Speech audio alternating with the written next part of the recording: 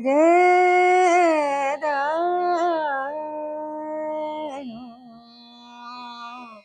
दे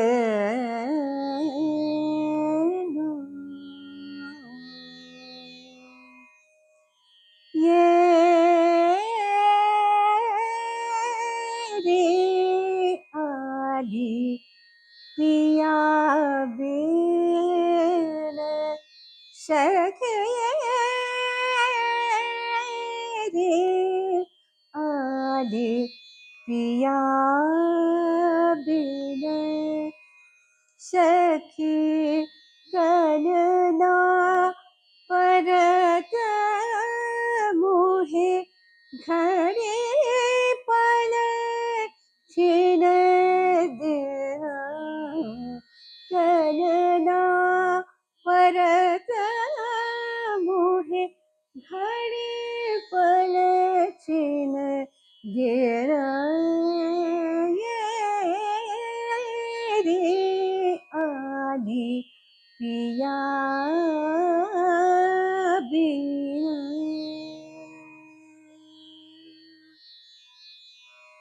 नमस्कार, संगीत सरिता में आपका स्वागत है।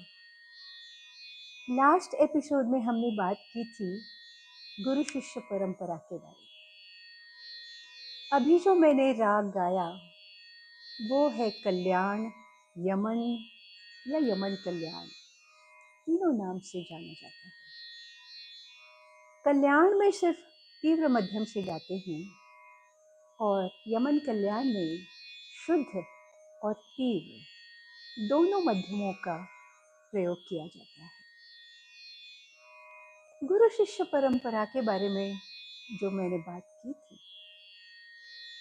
तो कोई भी गुरु, बहुत सारे गुरु जब शिष्य को सिखाना शुरू करते हैं हमारा भारतीय शास्त्रीय संगीत, तो राग यमन से, कल्याण से शुरू करते हैं। इसका एक कारण है। एक तो राग कल्याण में सारे सुर लगते हैं, एक तीव्र मध्यम के सिवाय सारे सुर शुद्ध हैं, तो शिष्य को शुरू से ही सारे सुरों की पहचान हो जाती है। पुराने गुरुओं ने और मेरे गुरुओं ने भी मुझे राग 6 महीने से 1 साल तक सिखाया। क्यों सिखाते हैं राग कल्याण या यमन इतने महीनों तक या सालों तक?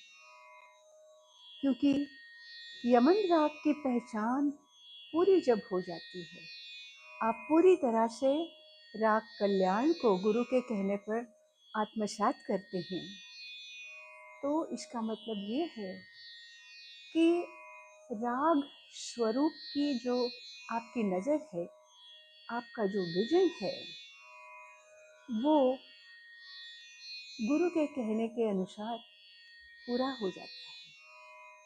और ये यमन राग का जो रूप है, वो आपको आगे जाके हर किसी राग के विस्तार में इसकी मदद होती है।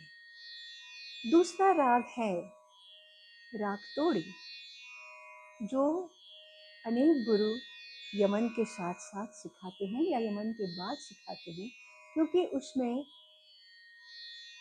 सब कोमल स्वर लगते हैं। पंचम के अलावा कोमल सुर हैं उसमें, तो कोमल सुरों की भी पहचान शिष्य को हो जाती है।